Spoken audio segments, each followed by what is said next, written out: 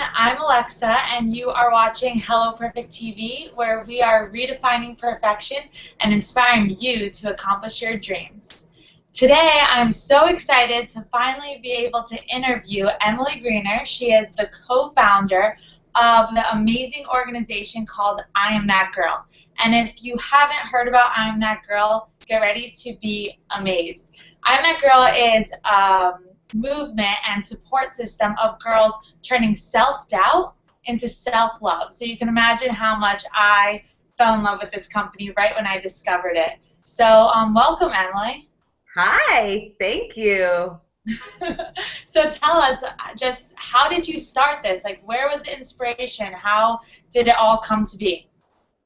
It all came to be, the story is long and I will cut it short for the purposes of this interview, but I will tell you that it started with a girl named Alexis Jones who, little did I know, would turn into my best friend. We'd meet at a party. We'd have a really deep, serious, honest conversation about life, about things that mattered to us, about the fact that we were both scared and we were both alone. And we both just kind of like operated under the motivation, like, for someone else to like us. So ultimately it's like, hi, I'm Emily. I'm afraid, I'm alone, and I really just want you to like me. Is like the honest version of myself that came out in that conversation, inspired by her story, to start the 21st Century Women's Movement, because when she went to college and did a play called The Vagina Monologues by Eve Ensler and learned all these atrocities going on in the world, went home to her sorority house and had a conversation in a lunchroom with these girls like, did you know that this was going on? And it turned into this really inspiring, in-depth conversation about something that mattered. And it just kind of dawned on her that we have a lot of conversations about things that don't.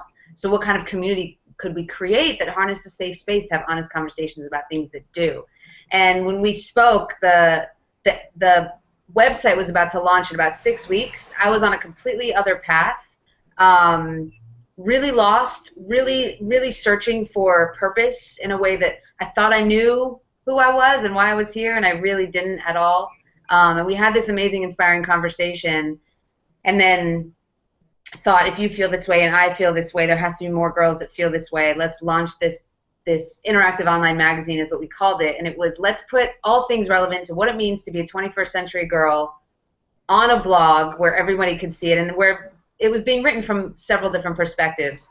So we wrote a Craigslist ad for unpaid interns to come on and be writers and editors. And this Craigslist ad was this incredibly passionate, like, is anybody listening? And what are we going to do about it? And Lex is writing, and I'm over her shoulder. I'm like, yeah, say the thing about the 21st Century Women's Movement. And we went to sleep that night, and when we woke up the next morning, there were 300 applications. And we were both like, okay, this is bigger than us. We ended up bringing on 23 interns and having these quote-unquote company meetings that would last 3 hours. And it was all walks of life in this room, talking about what's going on in the world, what's going on with us personally, and what were we going to do about it.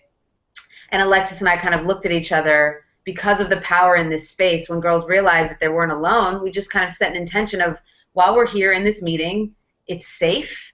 Everyone is welcome to be vulnerable and be who they are, and it's mutually respectful. So you would have these really differing opinions, having a conversation, a controversial conversation, but it was respectful. So it was actually inquiring about where the other person is coming from instead of demeaning them and making them wrong.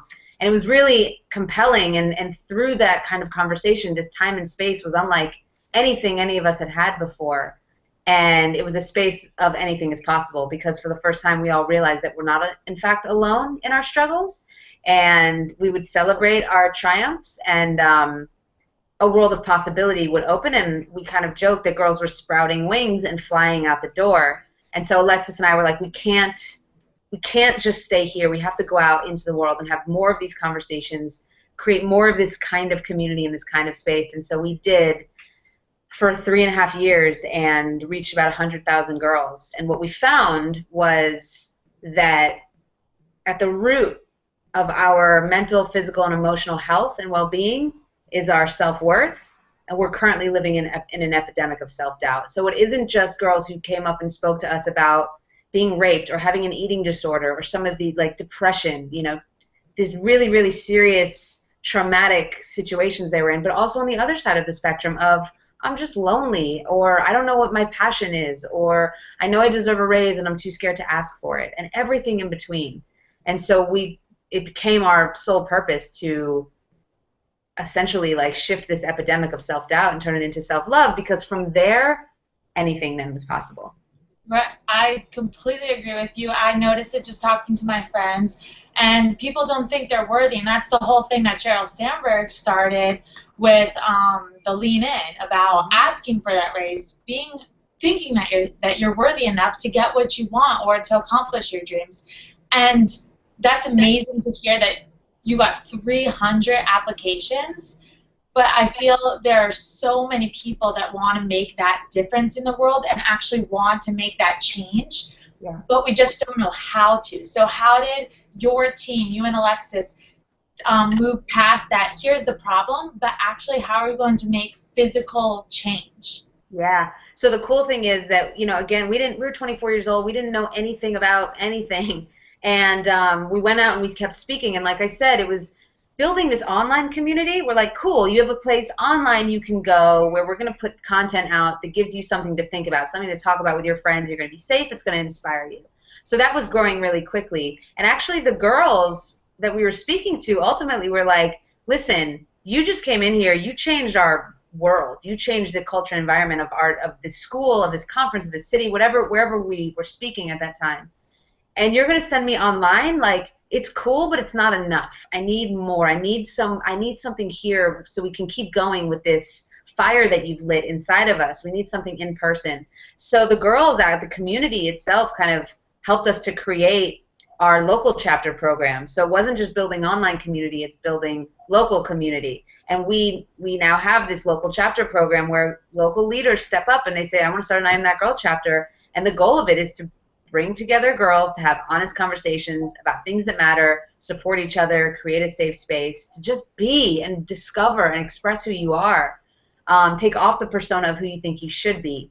And so we then developed a 52-week curriculum and some leadership coaching for these leaders, and it's now kind of in its second phase, and we're building it and we're growing it. We've got 35 local chapters in about 5 different countries, mostly U.S. And the goal is to be have a local chapter in every single city in the world where you go and you could find a space that's safe and that has your back, of girls who, regardless if you'd be friends with them and go grab a beer or catch a movie, that like for this time in this space, it's safe. And then we do some work in media as well, because media is kind of this leading influence on how girls are defining themselves. So we wanted to be able to really tap into what's mainstream and not just be another grassroots movement.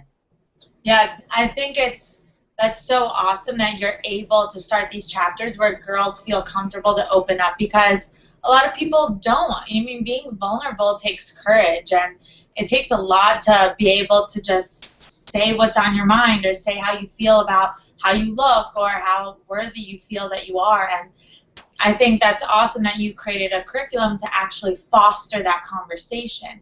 Yeah. I wanted to ask for people that are interested in doing that at their own schools or maybe even just with their friends. How did you start off like the conversation? How did you get people to really open up to you? Yeah, I mean, anyone who wants to start a local chapter can fill out an application on our website, iamthatgirl.com. Go under local chapters, fill out an application, we'll do an interview, and then we'll put you into that training. And essentially that's where we kind of set up the guidelines and we give coaching to the leaders to create a space. It's really interesting with what we do. It's we're not adding anything to anyone's life. We're actually taking away. We're actually taking off these layers of we put these labels on ourselves and we protect ourselves and we put on these ideas and expectations and pressures, and we actually work to like take all of those off. So at the base of everybody, it's in our nature to be warm, loving, open, honest, vulnerable, connected, compassionate human beings. We just go out into the world and have to put on a huge shield because we feel like we're being threatened. So what we do in these meetings is really get us back to where our natural state is. So it really just takes an intention, and this is what we coach our leaders on, which is essentially like, this is why we're here. Like, I'm gonna just, do we all agree in this room that we have each other's backs and that it's safe here to be vulnerable and to say anything, and that there is no judgment, and that if something comes up that you're curious about, you could ask the question why, and we're not gonna come from a place of competition, but we're gonna come from a place of collaboration. And you say that out loud and you get this verbal agreement, and everybody wants that. So they're all like, yeah, and then they're in that different mind space. And then usually we have the leader be the first to come out. And I recommend this for anyone who's in any conversation with, even if it's not specifically an I'm that girl thing, if you're the first to wave the white flag and say like, I surrender, I'm afraid, and I'm alone, and I just want you to like me, or whatever that is for you. I've had a hard day, I'm struggling with this. I actually really, really did something awesome today, and I want to share with you what that is. It's been a struggle, and I did something really, really great, and like celebrating each other. That's another thing. We don't celebrate ourselves because we think it's this weird, like I shouldn't toot my own horn too much. But if you're the first to wave the white flag, then it's like in those movies where they have the gun battles and one person drops the gun and they're gonna do fists. The other one's like, all right, like you drop the gun. It's the same. It's like, drop your armor, drop your weapons. Let's just be who we are, and you're the first one to do it. People follow suit. It's unbelievable. That's really interesting, because now that like you're saying that, that's definitely true if you think about any conversation. And also when we're talking to each other and one person does open up, it shows bravery. And even though you might be it's the same where we don't know how to take a compliment. If you give anybody a compliment, they're like, oh, no, no, no. Like, take the compliment. Someone just gave it to you for a reason. Like, just say thank you. And that's hard for a lot of people. So I think what I'm That Girl is breaking down that layer to be able to say thank you. And that's awesome. And I think every single person in the world, really, not just even girls, needs that. And 100%. it's an incredible movement. And just for the entrepreneurs out there, I'm sure they're wondering, how did you get the monetary backing to like start this company? Because there really is no product, and how did you get it on its feet? Whew. Trial by fire, especially those young entrepreneurs out there who are in college or beyond. We were 24, just out of college. We didn't know what we were for so long. We really just followed our gut and our passion. And it was, at first we created revenue through speaking engagements, not only like grew our community, but we figured if we went to colleges and private high schools, they actually had a budget to bring speakers on. It was something they did. And so that's where we spent a lot of our time, because we just couldn't afford it otherwise. In every city we went to, we tried to do a pro bono gig, and then we could kind of pick up the litter and get like a real diversity in people we're speaking to. But that was first. Then we were like, okay, we can't, speaking money is we're just surviving. We're not really operating. But we realized that what we were gathering, this community, was a really valuable community to brands, because girls are who a lot of brands are looking to reach out to. With the right brand that has the right core values and the right campaign, we would be really excited to partner with. So then we got our first major corporate partner who was doing a campaign called ID the V, where it was a whole research project that a girl, I think 70% of girls, so 7 out of 10, cannot properly identify like the female parts of their anatomy, of like their genitalia, which is a real problem, because if you can't, first of all, if you can't say the word vagina, or if you can't label like whatever we have, it's like our bodies, then if something's wrong with it, you can't talk about it. It's really like, it's a real health issue to like be so quiet about talking about our bodies. Like, it's our bodies. I think everyone that's watching this video just needs to say it out loud, whether you're with people or not. Vagina. Vagina. What is the big deal? Arm, elbow, nose, head, shoulders, knees. Yeah. Vagina. It's the same. And so we love those conversations that are very taboo, to really just call them out loud, because that's where so much of our issues lie, are in the things that we don't talk about. And that's why so many girls jumped onto our community and were so moved, because we essentially are saying the things out loud that we're all feeling and not talking about. And it's really refreshing. The moment somebody says it out loud, you're like, oh, okay, I could be myself now. You know, it's a relief. Entrepreneurs. So then we did this this campaign with them. We got our first $100,000 sponsorship. We went to the White House. We spoke to them about our healthy media initiative. Then we did a big campaign called That Girl Rocks. We started getting, you know, a bunch of celebrities involved, and a lot of awareness was going out. We got some publicity. How did you reach out to those celebrities? Because I noticed like Kristen Bell, Kate Bosworth, they're huge fans of yours. So Alexis, my best friend and business partner, went to an event with Kristen Bell for an organization called Invisible Children. They roomed together. Alexis spoke to her about what we were up to. Kristen was like, oh my gosh, I'm in. Reason being, all these celebrities, the reason all these celebrities love us is because they, as much as any other girl out there, just want to be seen and heard, and they want to belong, you know? And in a celebrity world, it's hard to connect with girls because all of a sudden you're on this pedestal. People don't really want to know you for you. They really just want to know you as your character, whatever it might be. And so they're starving for community the same as we're starving for community. And we always spoke to the entertainment industry and pop culture and said, we want to give you an opportunity to be who you are, not just who you're paid to be or who this persona of everyone.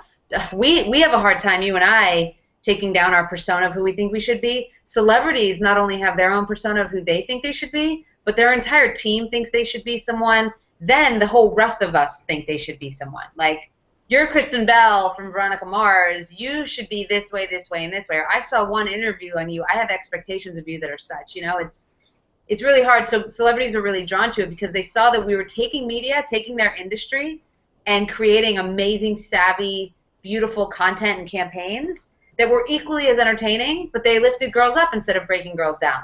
And there's no, like, we live in an age, thank God, that we don't have to tear down the soul of a girl in order to create really compelling content. So they're really attracted to things like that. And through different people, one of our advisors, amazing Era Katz, worked with Kate Bosworth on a line called Jewel Mint, a jewelry line. I actually was their ambassador in college. Like I was actually a Jewel Mint ambassador while I was in college. Of course you were. That's incredible. So yeah, Kate Bosworth was really excited about us. They wanted to create these friendship bracelets. Then she met us and learned about it. It's just really relevant. The reason they like it is because it's relevant. And we speak in a tone that's cool and that's sexy and that's mainstream.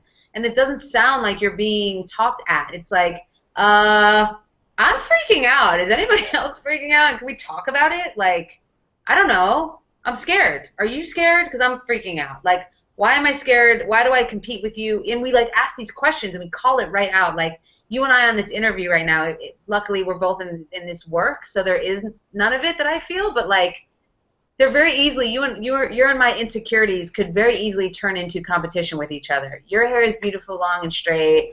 I really like your outfit. Like, you've had all these accomplishments, and all of a sudden you could become a threat to me. And this is what goes on in our minds, like every day, wherever we are, that someone has something that we don't. Yeah, I mean, I live by comparison as a thief of joy. I compared myself throughout all of high school and all of middle school, all of elementary school. I always compared myself. And there was just one point in my life where I said, what's the point of me comparing myself to someone else?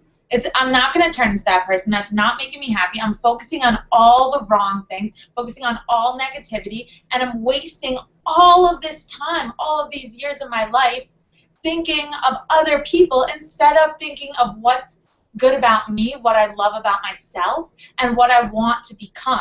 Because your time comparing yourself to all these other people is just wasted time, and it's not moving you forward. It's actually pushing you back and making you unhappy. So there is no point at all. I know. We're so mean to ourselves, you know? Mm-hmm. We're tortured by it, and it's because, you know, our society deems pretty as a very, very high value.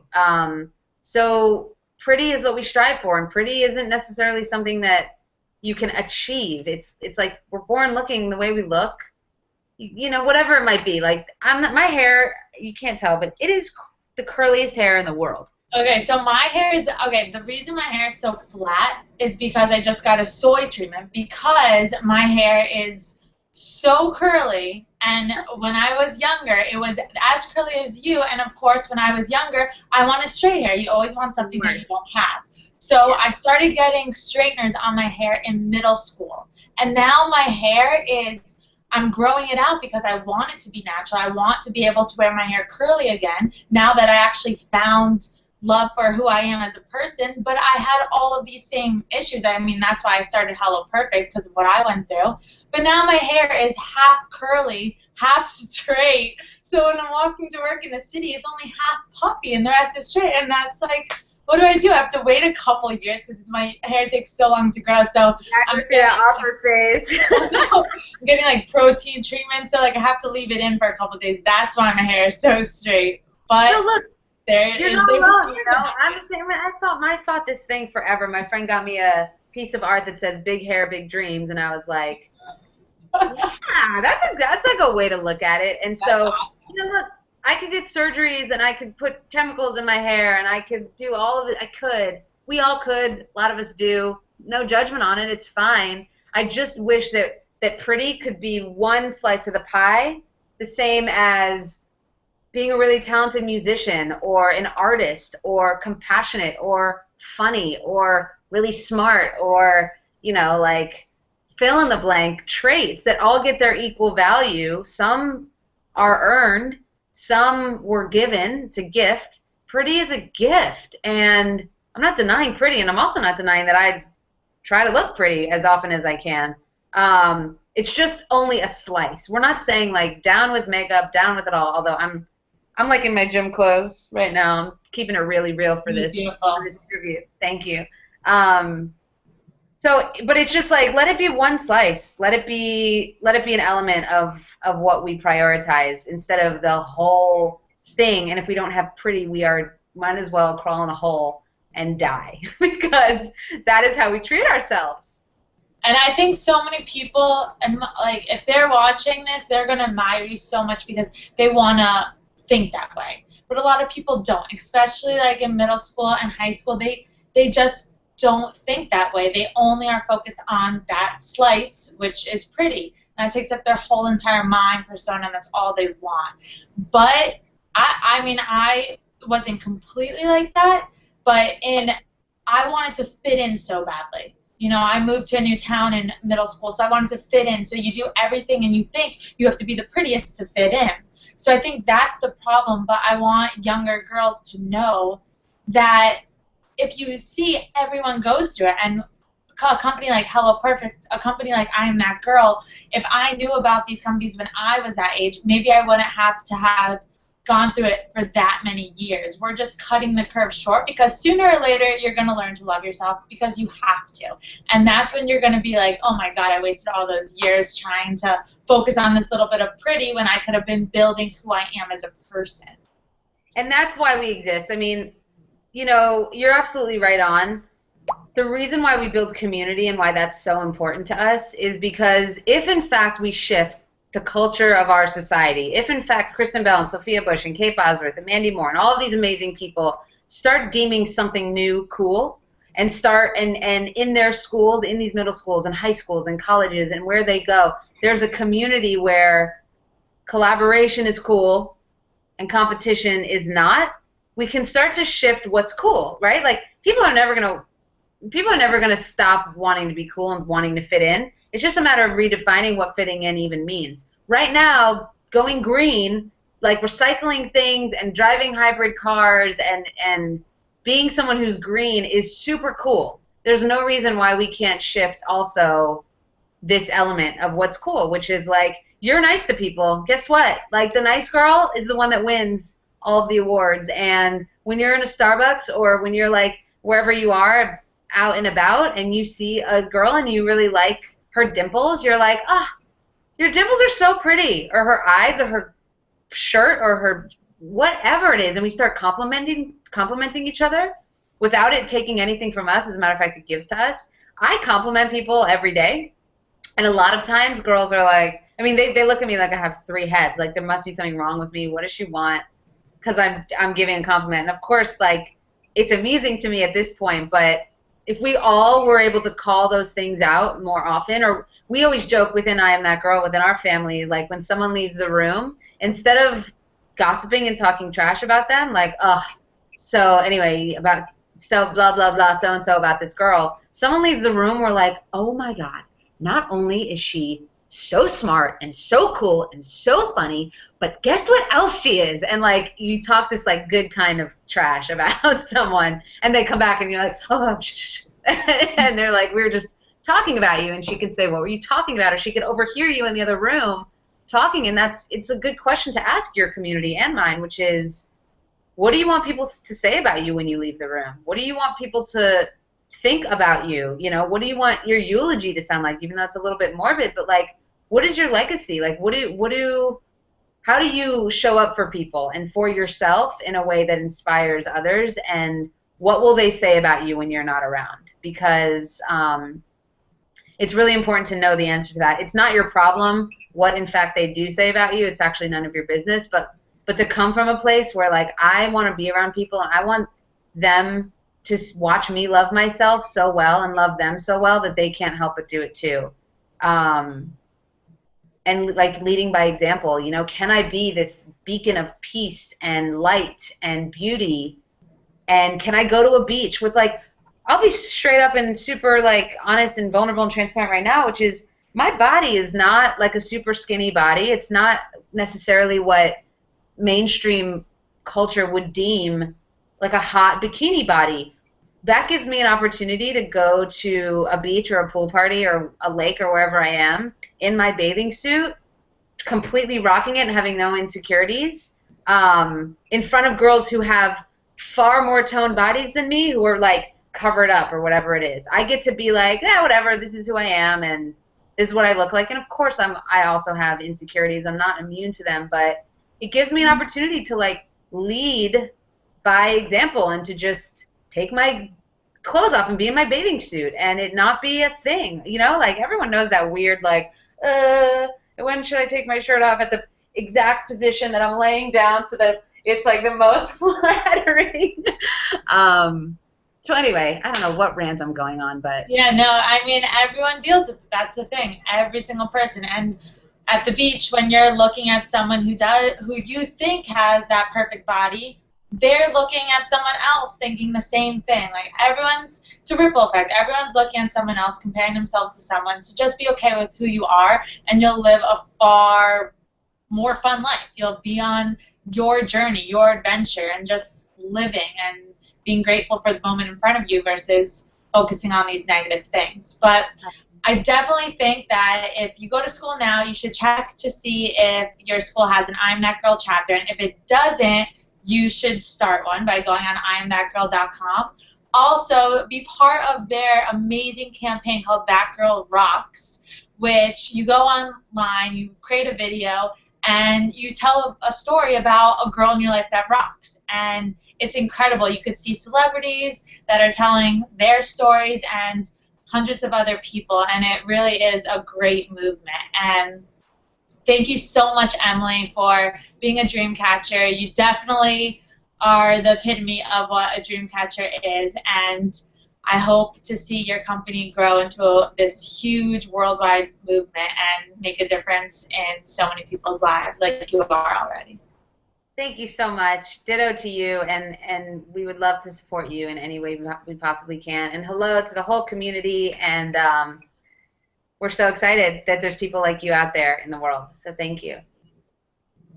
Thank you. Thanks, everyone, for tuning in, and I will see you again next Tuesday on Hello Perfect TV. Have a confident and great week.